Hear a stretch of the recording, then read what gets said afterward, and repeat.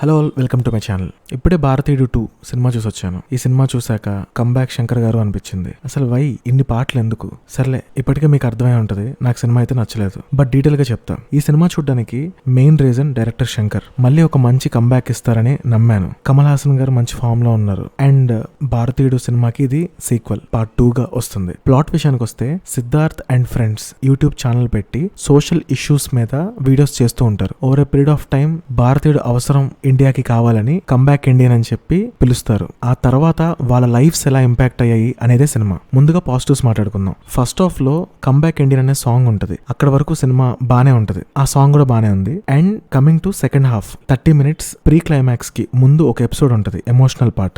ఏదైతే ఆ పార్ట్ ఎంచుకున్నారో అది బాగా కన్వే చేశారు. కమల్ హాసన్ గారు యాజ్ యూజువల్ ఆయన యాక్టింగ్ బాగుంది. సిద్ధార్థ్ కి సినిమాలో మంచి స్పేస్ ఉన్న రోల్ ఇచ్చారు. యాక్చువల్ గా మనకి ఎవరైనా తప్పు చేసినా, సమాజంలో న్యూస్ చూసినా కోపం వస్తూ ఉంటది. అదే మన ఇంట్లో జరిగితే మనం ఎలా రియాక్ట్ అవుతాం అనే ఒక పెక్యులర్ పాయింట్ ఒకటి తీసుకున్నారు. బట్ అది ఎంతవరకు కన్వే చేశారు అనేది నెగటివ్స్ లో చెప్తాను. ఇకపోతే ఈ సినిమాలో నాకు నచ్చని విషయాలు నెగటివ్స్ గా మాట్లాడుకోవాలి అనుకుంటే, సినిమా చాలా బాగా డ్రాగ్ చేశారనిపించింది. ఇప్పుడు 3 hours ఉన్న మూవీలో ఎన్నో మంచి ఎలిమెంట్స్ చూపించుండొచ్చు. జనాలకు ఓపిక ఉంటది కరెక్ట్ గా చూపిస్తే. బట్ సినిమాలో అన్నెసరీ సీన్స్ గానీ, రొటీన్ గా ఉన్న సీన్స్, ఇండియాలో ఉన్న ప్రతి ఒక్క ప్రాబ్లం ప్రతి ఒక్క స్టేట్ లోది అడ్రస్ చేసి రొటీన్ గా దాన్నే ఎక్కువసేపు చూపించాల్సిన అవసరం లేదు.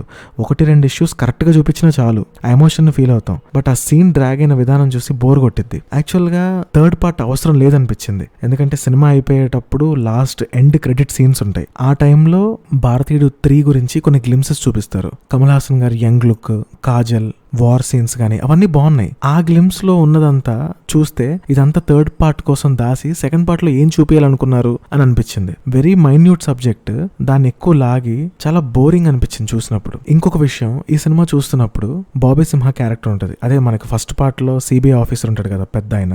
అతని కొడుకే ఇందులో ఈ సినిమాకి సిబిఐ ఆఫీసర్ అనుకోండి. 30 ఏళ్ల క్రితం అలానే ఇంకొంచెం స్పీడ్ గా ఇన్వెస్టిగేట్ చేసి చాలా ఇంట్రెస్టింగ్ గా చూపించారు. ఇందులో ఏంటంటే మన సేనాపతి ఏదైనా తప్పు చేసిన వాళ్ళని చంపి వస్తారు కదా, దాని తర్వాత రెడీగా ఇప్పుడు పదండి పట్టుకుందాం అంటాడు. అసలు ఎంత ఫన్నీగా కన్వీనియంట్ గా రాశారంటే సీన్స్.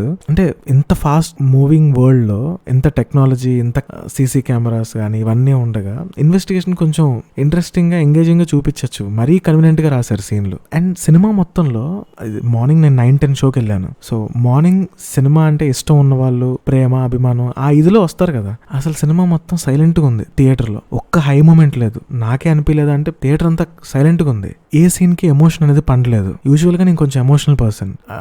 విలన్స్ ని ఏమన్నా చంపుతున్నా ఓకే, అతను అంత తప్పు చేశాడు కాబట్టి అతను చంపుతున్నాడు అన్న హై కూడా ఇవ్వలేదు. చాలా ఫ్లాట్ గా ఒక టెంప్లెట్ బేస్డ్ మూవీ లాగా అనిపించింది. కమింగ్ టు మ్యూజిక్, సాంగ్స్ కూడా పెద్దగా ఇంపాక్ట్ ఏం ఇవ్వలేదు. ఆ కంబ్యాక్ ఇండియన్ సాంగ్ కొంచెం బానే ఉంది. కొన్ని చోట్ల బ్యాక్గ్రౌండ్ ఓకే, బట్ అంత రిజిస్టర్ అవ్వలేదు సాంగ్స్ ఏవి. ఒకటి సాంగ్ లావిష్ గా విలన్ తో పాటు క్యాలెండర్ యాడ్ లాగా ఉంటది కదా, ఒక మోడల్ తో చేశారు. అది లావిష్ గా ఉంది.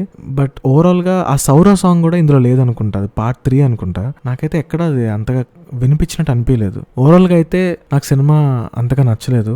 బట్ మీకు ఎట్లా అనిపించింది సినిమా చూసి కమెంట్స్ లో చెప్పండి.